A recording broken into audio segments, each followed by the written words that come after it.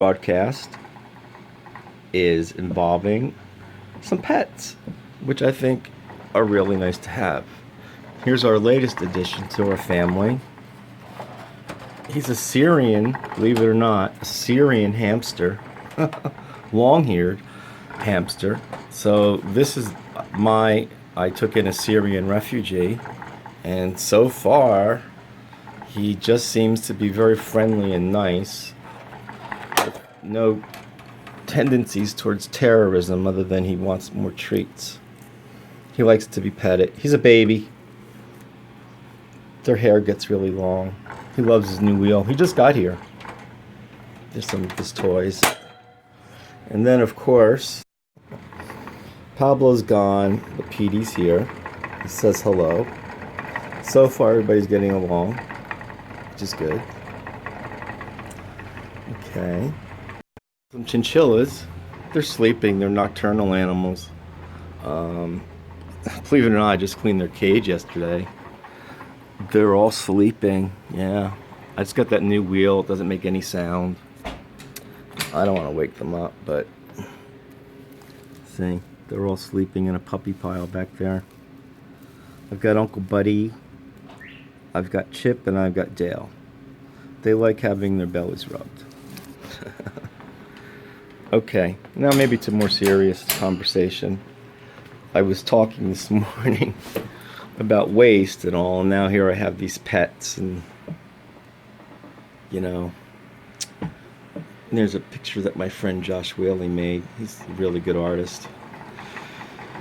The point that I've been trying... Sorry about the little mishap. Okay. So here I am again. I'm sure you're getting sick of my face, but we've been talking about a peaceful solution to very, very complex and violent geopolitical problems, as well as interpersonal problems that we have with each other. Everybody wants peace, we know that, but the question is how do we obtain it? Well, there are a lot of different schools of thought on that. Ethically, politically, and in any way you want to frame the argument. One has the right to defend oneself, certainly, especially against an opponent that wants us destroyed.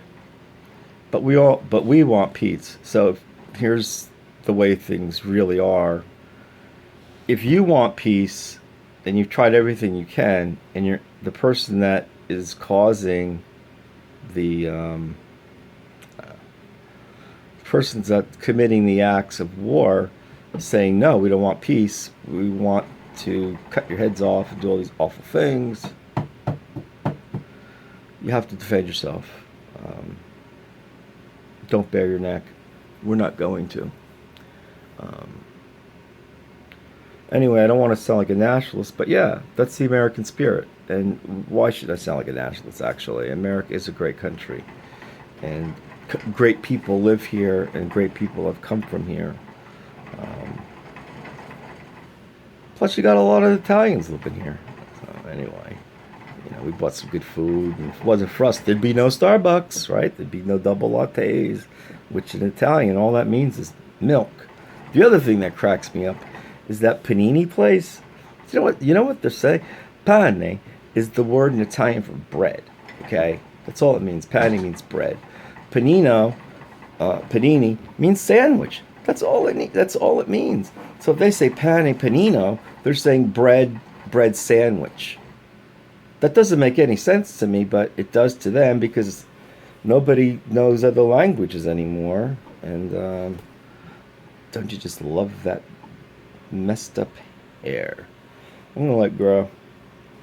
So anyway, I'm going to continue with this program in terms of peacefulness for the rest of us, calm. Just kind of like this. That's what the chinchillas have been teaching me. How to be patient and calm. They're quiet and patient. They're from Patagonia. They're only left in Chile, And they're from mountain regions, volcanic areas. You can't get them wet. Human hair follicle has one hair per follicle. A chinchilla, one follicle has 80 hairs.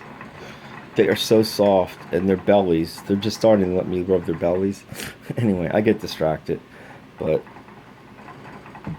pets love you unconditionally, and even the most hard-hearted have pets. Although some of them do bad. Okay. Anyway, I don't want to put bad out there, but it's already there. So I feel people that hurt or abuse animals, they've got no heart. I mean, their heart's so broken and they're so destroyed as a human being that you can't think twice about killing a little animal or a big one.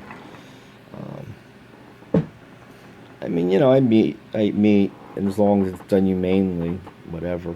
And I've got no problem with hunting. It helps conserve nature. Anyway, these are a lot of topics that were on my mind, but really I just want to show people the joy that pets can bring you and that they can teach you. Look how peaceful this guy is. It doesn't take much to make him happy. I mean, really. Or this character. Where is he? The new George. I'm calling him.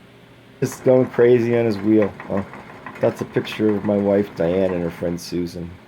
Diane's on the right next to the okapi, which is our favorite animal. And at San Diego Zoo, we got to pet one. And that's her friend Susan. They used to dance a lot together. We're dancers as well. I just got too fat and old. Anyway, we're going to say goodbye for now and later. We love you. Say we love you. He's saying it telepathically. He's too busy grooming. But he loves you too. Even though he chomps on my thumb sometimes. Bye.